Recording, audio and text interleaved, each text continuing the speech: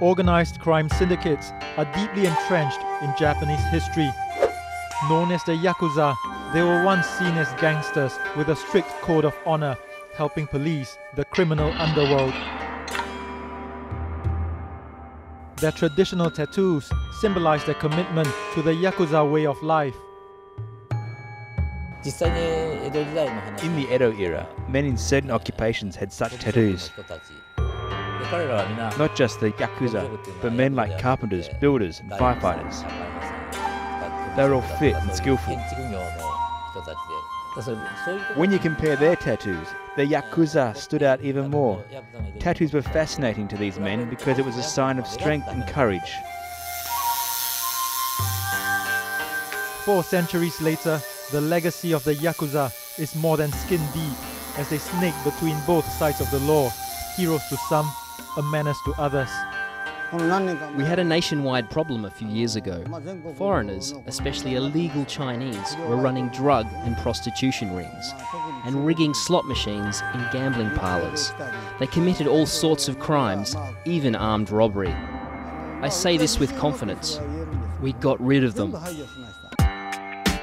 But the romance of their legacy is fading fast, given the Yakuza's links to extortion, drug trafficking and deadly armed assaults. Their estimated revenue runs into billions of dollars a year. Authorities have set a new law to strangle their existence. I'm Chan Tao Cho. In this edition of 101 East, we enter the dark side of Japan and ask, is this the end of the mighty Yakuza?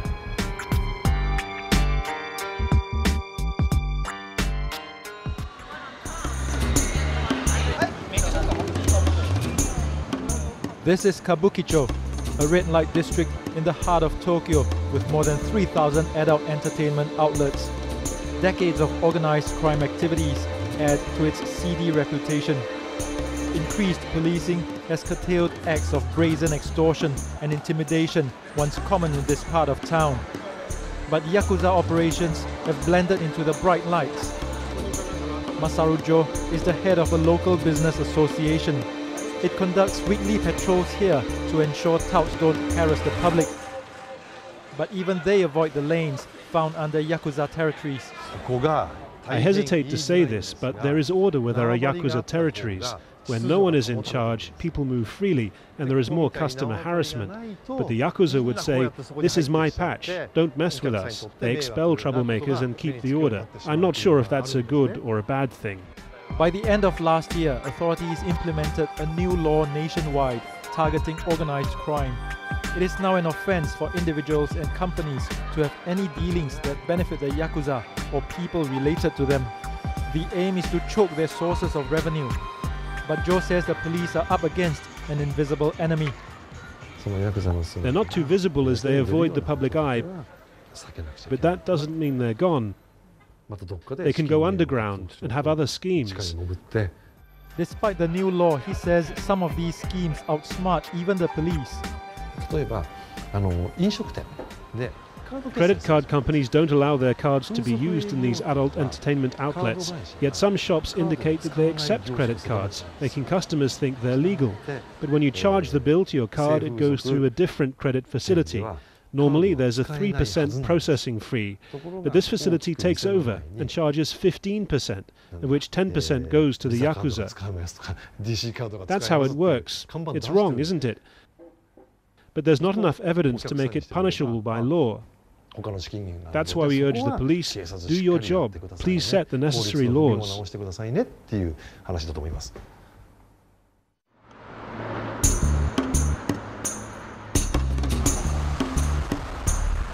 The line between both sides of the law used to be murky in Japan. 5 years ago, I was driving home in my Maserati sports car. A white car pulled up in front. The driver got out, pointed a gun at me and said, "Who the hell do you think you are? I'm going to shoot you." I said, "Are you mad? What are you doing?" He thought I was from a rival Yakuza group. I told him who I was and his attitude changed completely. He probably knew my name. I feared he was going to kill me. He looked crazy. Former police detective Akihito Saruta lives in this quiet Osaka neighborhood.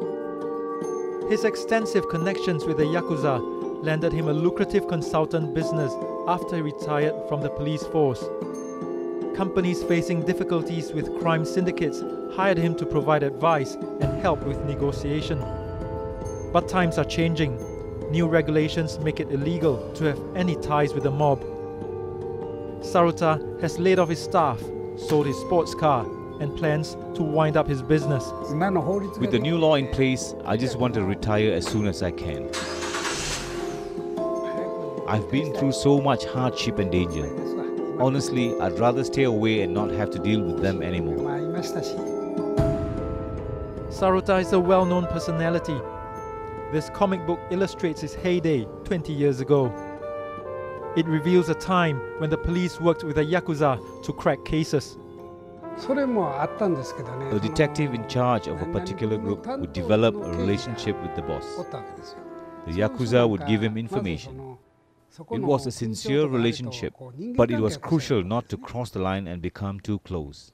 Detectives met the Yakuza for meals and drinks as part of the job. We can't do that now, so gathering evidence must be much more difficult. The police objective was to arrest people and solve crimes. But arresting everyone didn't help the case any further if you soured relationships. So we tell them, we have to arrest all the way to the top, but we'll stop here for you. Tell us what really happened. It's not good for people to know this, but that's how we struck deals. It was a win-win situation. Across Japan, there are close to 80,000 Yakuza members belonging to 22 organizations, 5 of them based in Kyushu in the southwest. Police say this region is a hotbed of Yakuza violence. Last year, there were 18 gang-related shootings in Fukuoka Prefecture out of 44 nationwide. Recent incidents include death threats against the city mayor and hand grenade attacks. Among this year's hit list, a former Yakuza shot dead and a retired police inspector badly injured. Police are determined to win the war against the mobs. They will have to follow our strengthened laws. They will be cornered. They cannot resist, even if they tried. They will have to change and end their activities. The construction industry is a big money spinner for the Yakuza. Police say gangs are retaliating against companies that refuse to engage them for projects or pay them extortion money. A construction boss was shot dead last November and another wounded 2 months later. For all this, the police blame one Yakuza group, the Kudokai. With fear hanging over the industry, we were unable to interview anyone from a construction company. It's even rarer for the Yakuza to speak to the media. But a senior Kudokai member agrees to meet us at a pre-arranged location. His chauffeured car leads the way to the headquarters in Fukuoka city of Kitakyushu.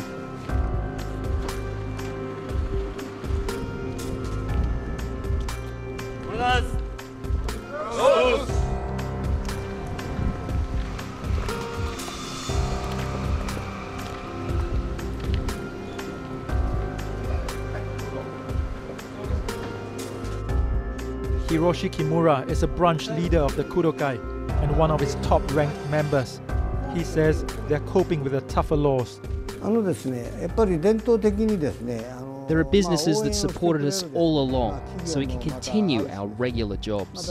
I cannot say who they are, as the police will intrude and take away our jobs. It's a game of cat and mouse. You have to be discreet. Each member has a small business. We support each other. That's our situation now, to be honest. Will the Kudokai resort to violence if there's really no way out? That's a difficult question. I'm not thinking about violence. Most of us don't. We're small, but there are 1,000 members. Some of them may have the wrong ideas. We can't know the minds of everyone. But fighting fair and square is our fundamental position. We'll fight legally. There were 18 shootings in Kitakyushu last year, but not a single member arrested. Yet through the mass media, the police say it's all done by the Kudokai. So no matter what, the public see the Kudokai as guilty of all evil crimes. So are you saying that none of your people were involved in the shootings and the violent assaults?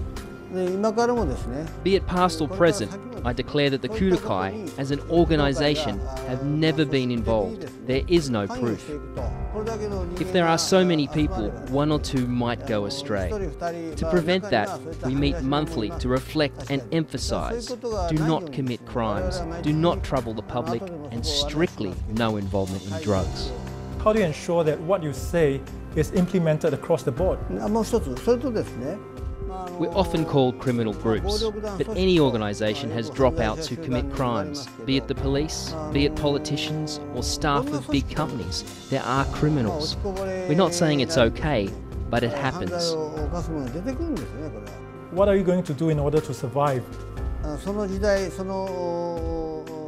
We have always adapted to circumstances and survived. The police call us violent groups. We don't identify with it. We have pride in the Yakuza's code of chivalry and will pass it on for generations to come.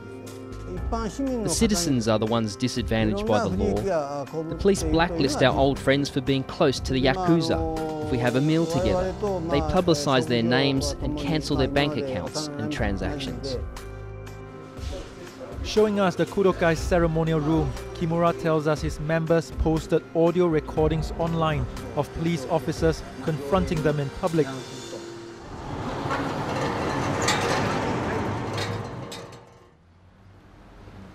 Before we part, he says they are suing the Fukuoka police for harassment and abuse of powers. We tracked down one of the recordings made recently when the police pulled up a Kudokai member to check his car.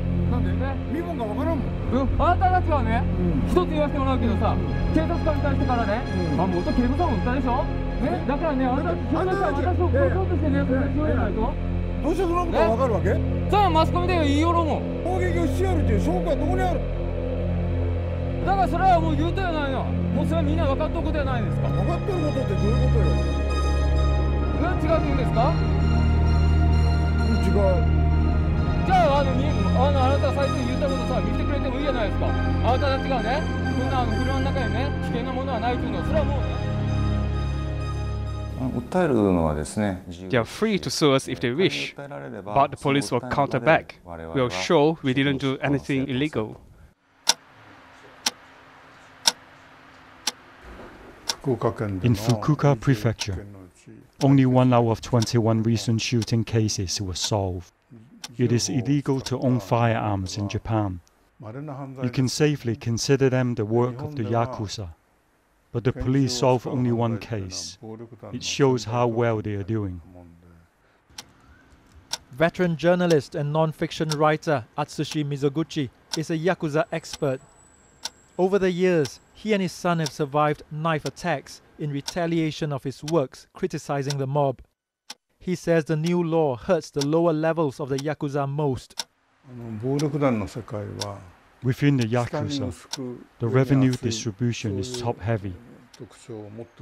If those at the bottom can't pay their monthly fee, the base of the triangle will crumble and affect the higher levels.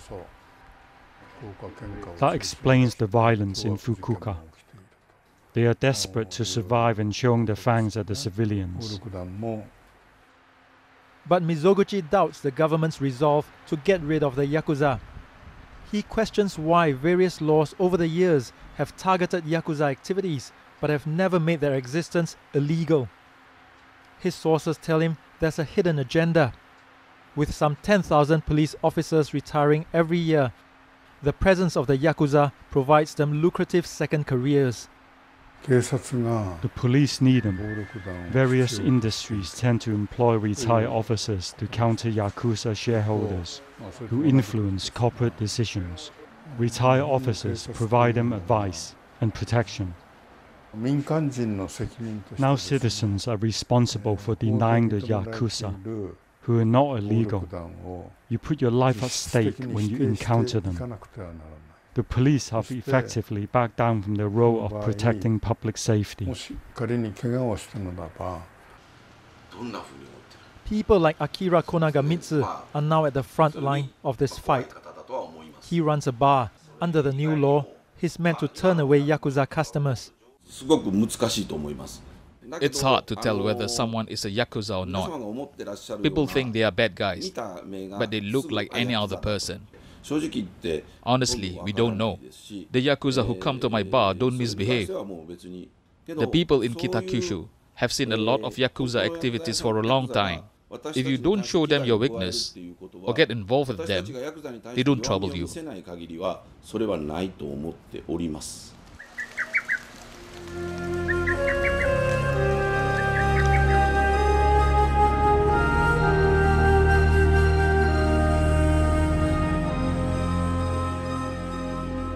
That's not always true. Beneath the calm of Kyushu is a deadly battleground for two of Japan's most vicious Yakuza groups. The Seidokai and the Dojinkai are known for drug trafficking and firearm attacks despite the tougher laws. In this rustic region, gangland feuds have affected the lives of ordinary people. Atsuki Miyamoto's husband was in hospital for a sports injury in November 2007. He never came home. Before, when the general public saw news on the Yakuza, it's just another story. Even though we knew that people were in the same hospital as we were, we had no sense of danger. At the time, a Seidokai Yakuza was warded in the same hospital. He swapped rooms with Miyamoto's husband, Hiroshi. Disaster struck when his rival gang sent an assassin. Hiroshi took 2 bullets, later proven a case of mistaken identity. His bloodied shirt shows 1 round penetrated his shoulder and a fatal shot through his torso.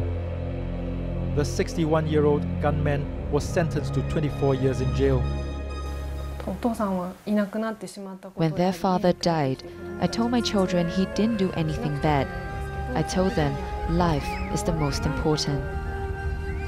I'm trying my best to give them a normal family life, to be both father and mother. I will move on to face my own life with optimism.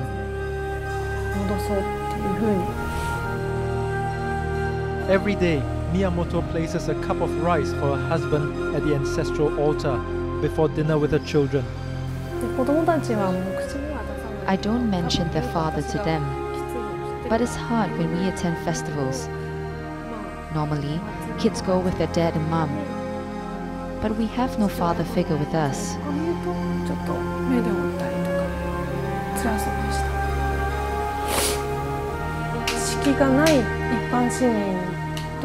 People generally aren't aware of how close the Yakuza are to us. They're right there, but we don't sense the danger. I welcome tougher laws if it removes them. But every citizen needs to realize how dangerously close they are.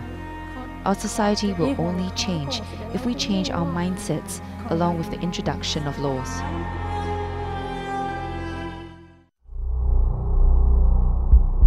One man who knows the pulse of the Yakuza only too well wants to make changes. It was 6-on-1. They bashed me all over. I had a serious eye injury. I couldn't stand for a month. There was just too many of them. It was the only time I lost a fight. After 7 years in jail over 3 terms, 41-year-old Tatsuya Shindo's criminal days are over. Once a high-flying gangster with Japan's second-largest Yakuza group, Sumiyoshikai, he is now a Christian pastor. They liked me. I worked hard. I was promoted and had my own men. I earned a lot of money. For me, the quickest way was to sell drugs. I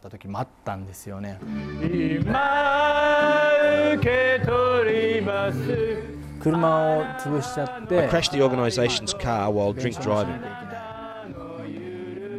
It was the second time I did that, so I chopped off my finger as punishment.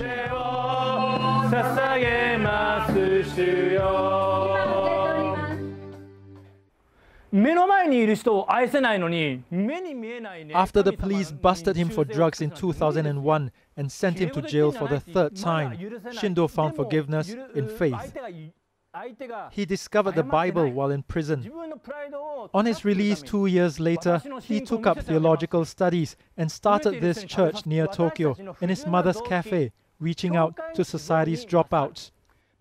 The congregation includes former Yakuza and their family members.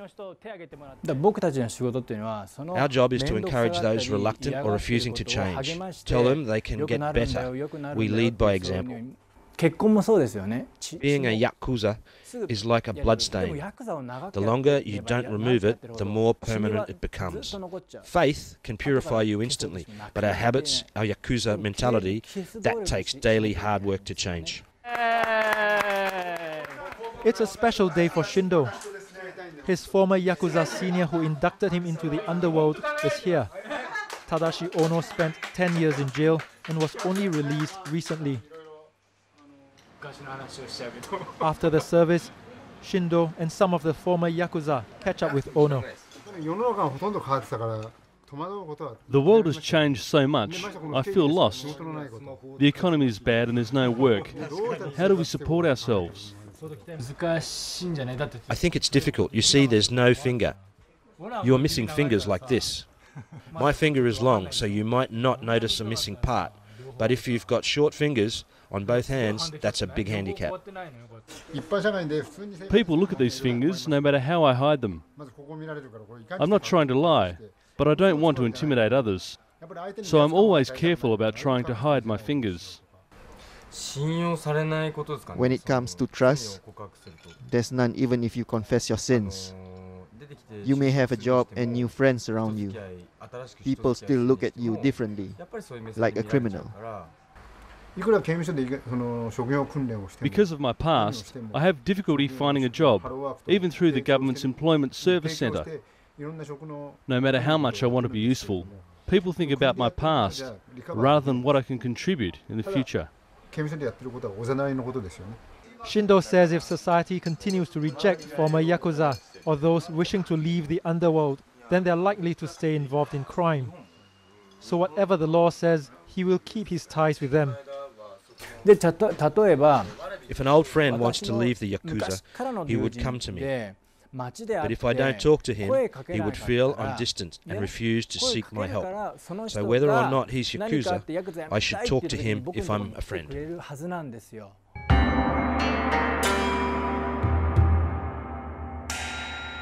Ya. Ku. Za. That means 8, 9 and 3. The worst combination for a type of Japanese blackjack. The original Yakuza referred to this losing hand, which became associated with criminal groups of gamblers and jobless outcasts. The Yakuza today are a lot more complex than the law caters for, says Manabu Miyazaki, a writer and a social critic. His father was a Yakuza boss.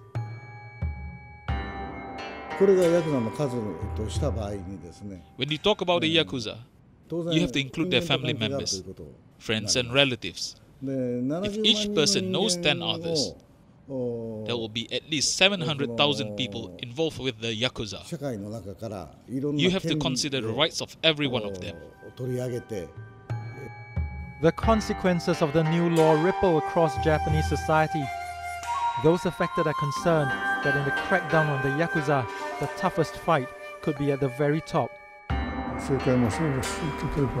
Political figures, regional businesses like sake brewers, company owners, or rich people, they would use the Yakuza to solve their problems. They are the powerful, rich and famous who have to maintain a public image. The Yakuza have prospered for centuries by reaching all levels of society. But they are facing their toughest battle yet, as authorities involve ordinary citizens in the fight against the criminal underworld.